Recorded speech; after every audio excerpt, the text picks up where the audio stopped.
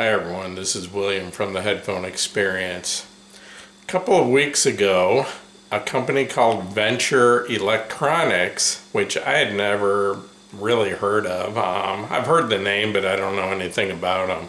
Anyway, they contacted me and asked me if I'd be interested in doing a review on some earbuds and IEMs that they sell, and they offered to send me a few in exchange for a fair and honest review. And I said, sure, why not? I'm not real big on IEMs, mostly a full-size headphone guy, and the only pair of IEMs I've ever owned is a pair of Hi-Fi Man RE400s, and to me they sound great, but I'm just not crazy about the idea of anything shoved into my ear canals.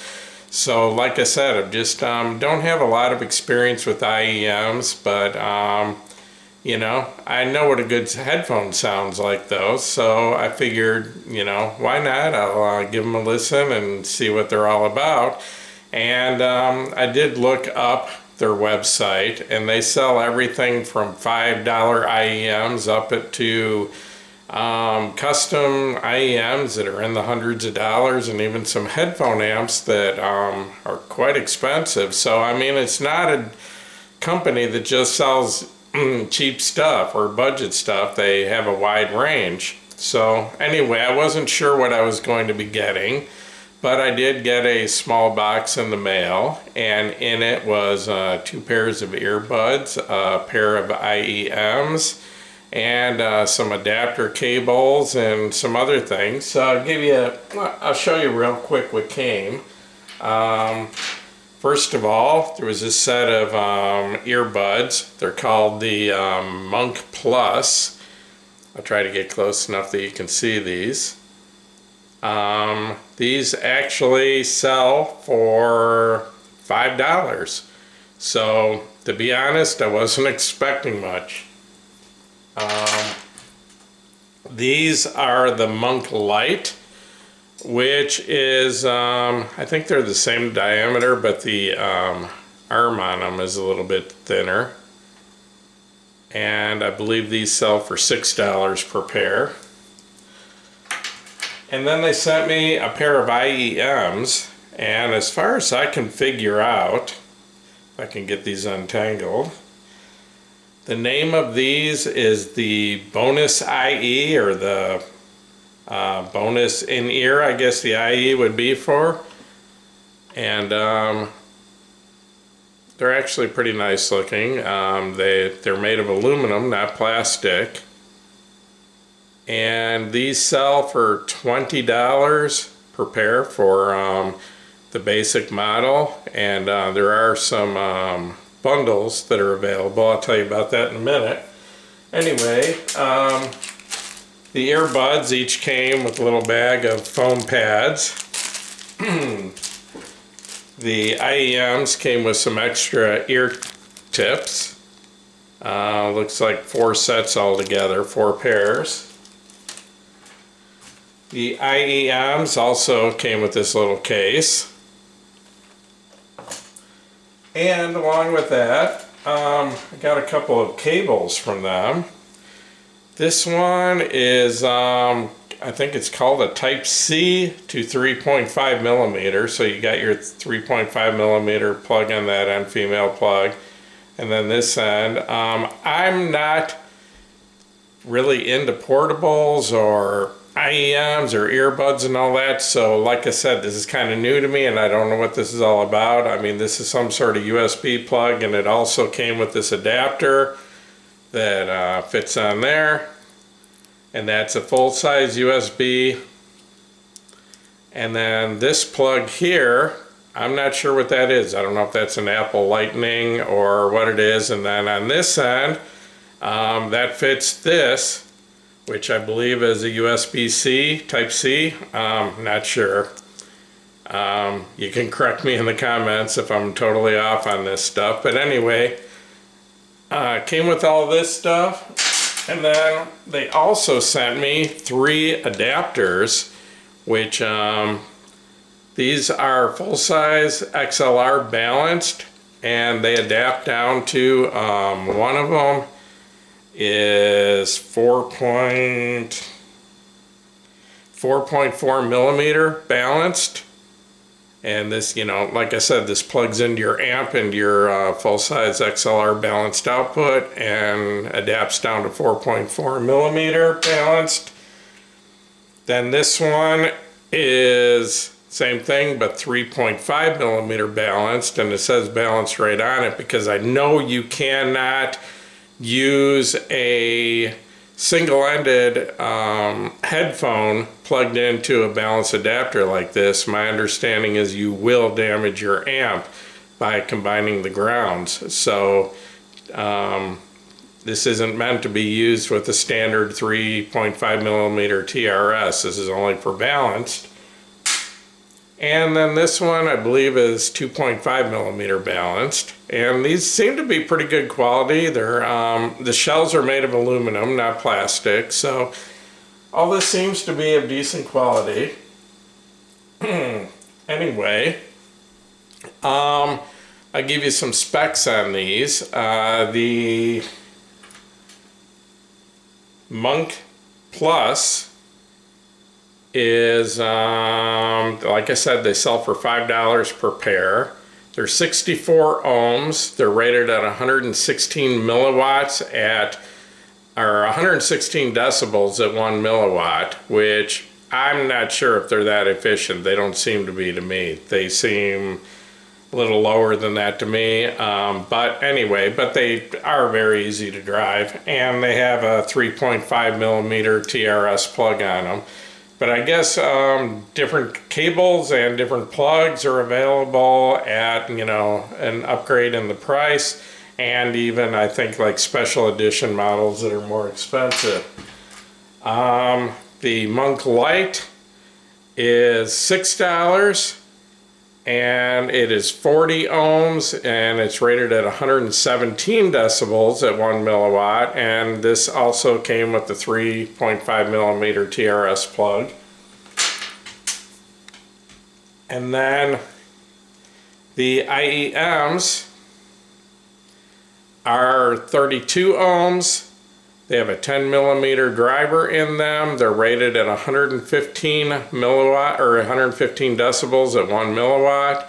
And these also have a 3.5 millimeter single-ended TRS plug on them. To tell you the truth, I really was not expecting much at all out of a $5 earbud. I've never listened to a $5 earbud, but I guess the best thing I'd have to compare to at that price range is, I don't know, about a year and a half ago, I got a free pair of IEMs. So, you know, not really the same thing, kind of comparing apples to oranges, but I got a free pair of IEMs with a 2-year subscription to Stereophile. Okay, these things were just pretty much a joke. I mean, they were unbelievably bad. Basically, they sounded like I was 30 feet underwater with chewed bubble gum in my ears.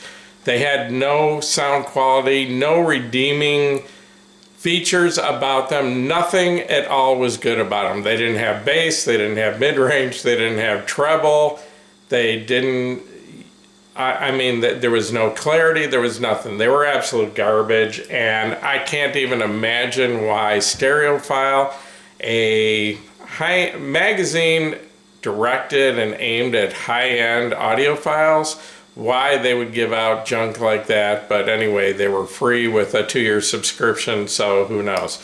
Anyway, I gave these a listen, and I was using my Benchmark HPA2 amp, and I was pleasantly surprised. These things actually sound pretty decent, and I mean pretty decent at a higher price. For $5, I think they're outstanding. I cannot believe how decent they sound. I mean, the First of all, they're pretty comfortable, they stay in place pretty well, and it depends on your ears and how I get them adjusted in my ears as far as the sound, especially the bass. So I guess it's gonna kind of, vary from person to person. But as far as the clarity and detail, it was pretty decent. Very listenable, not junk, and, for $5, I really think they're outstanding. The tone balance, there's no sub bass at all. And I'm not real familiar with earbuds, so that might be the case with all of them. No sub bass. The mid bass is thin at best. Not a whole lot there. But there was pretty good balance through the treble and the mid-range, and there's actually pretty decent extension in the treble. So, like I said, they are listenable, and for $5, if I paid $5 for these, I would not feel ripped off at all. I would feel like I got a good deal. So if you're looking for a cheap earbud, you're not going to do any critical listening with these, but just something for the kids, especially if they tend to lose things or whatever. $5, in my opinion, you can't go wrong. The Lite model basically sounds the same, except they sound a little bit thinner. The little bit of bass that the other one has, these have a little bit less. So I actually prefer the $5 Monk Plus to the $6 Monk Lite. The Monk Plus actually has a pretty decent size R. I don't know if you can see it on there, but they actually have a pretty decent size R and an L on the other one, so you can figure out which one goes in which ear. The Monk Lite, it's stamped into the rubber on the back, and it's very hard to see. I got to have a bright light and almost a magnifying glass to see that, so that would be a complaint I would have about these. But like I said, $5. How can you go wrong? Okay, the IEMs, we've got a completely different story here. First of all, I will point out that they share the same problem with the Lite. The R and the L are stamped into the cable protector there, and just stamped into the black rubber. Very, very hard to see. I need a bright light, and like I said, almost need a magnifying glass. So I do have that issue. But the sound, I was totally surprised by these. These things actually have a ton of bass.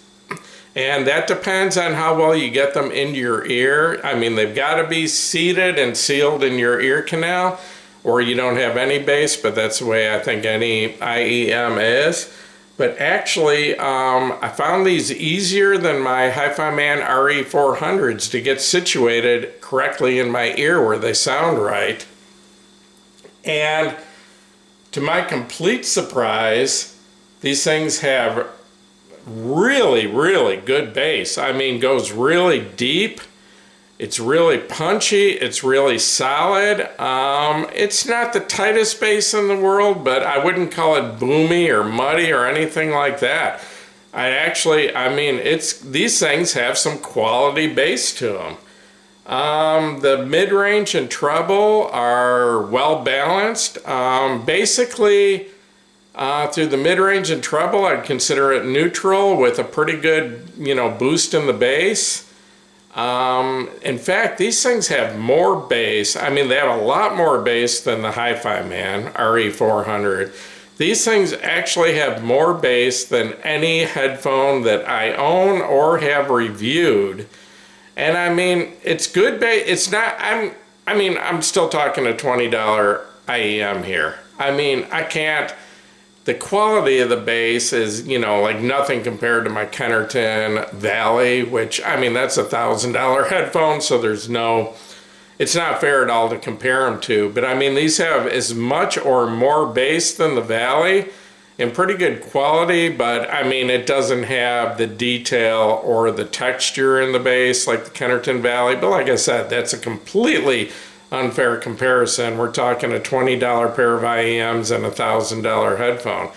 So, I mean, these things for $20, the bass, the tone balance, and all that is outstanding. And these things actually have really good clarity and detail too. I mean, not quite on the level of the Hi-Fi Man RE400, but that is a IEM that sells for $50 and originally sold for $100. And these, I mean, they actually compete with the Hi-Fi Man as far as clarity and detail. It's not quite there. And the Hi-Fi Man sounds a little more refined, a little smoother in the mid-range and treble. I was listening to Tori Amos, and her voice just sounded smoother and more natural through the Hi-Fi Man. But these probably, and the Hi-Fi Man images a little better, a little more precise, a little better separation in the instruments.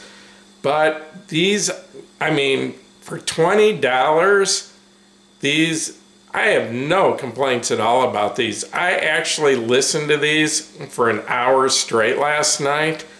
I listened all the way through a CD and then actually went back and listened to 2 or 3 songs a second time. And I would not spend an hour with any headphone or IEM that I thought sounded bad.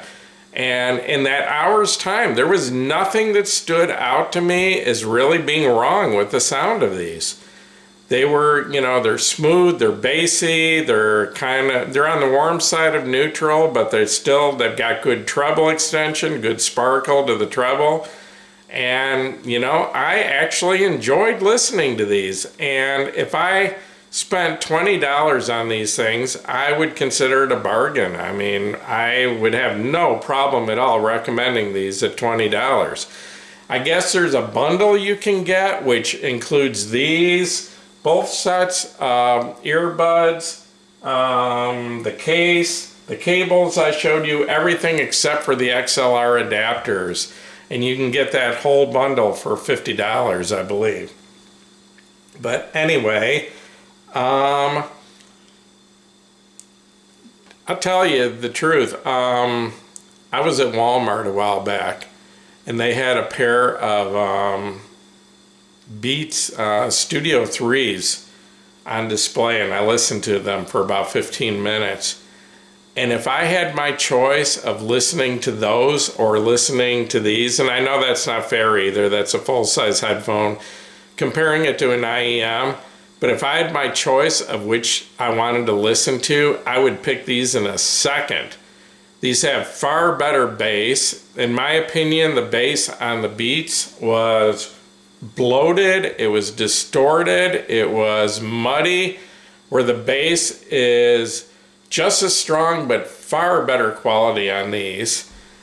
The mid-range and treble are far more detailed on these, and the Beats I thought had virtually no treble extension at all, where these actually have good treble extension. So, I mean, sound-wise, I would pick these in a second over the Beats headphones that sell for what, like $300? So, anyway, I have, besides from the one issue with the left and right stamped into the little black cable protector, which is almost impossible to see, I do have one other issue with these. The cable, even when these are in my ear, the cable even rubbing on a cotton t-shirt is amplified incredibly into my ears. I guess I refer to that as microphonic. And I mean, it basically sounds like thunder. So if I'm not moving at all, it's not an issue. But as soon as I move around and this cable drags on my shirt, it's basically like thunder in my ears. So I don't know. I don't think I could use these if I was moving around doing anything. So that is my one real complaint about these. Other than that, for 20 bucks, you can't go wrong in my opinion. I think they sound great. So anyway, that's about it. I'm going to wrap this up, and once again, this is William from the Headphone Experience, and if this video helped you in any way, please give me a thumbs up. Please subscribe to my YouTube channel, and you're all welcome to join us over at the Headphone Experience. Thank you.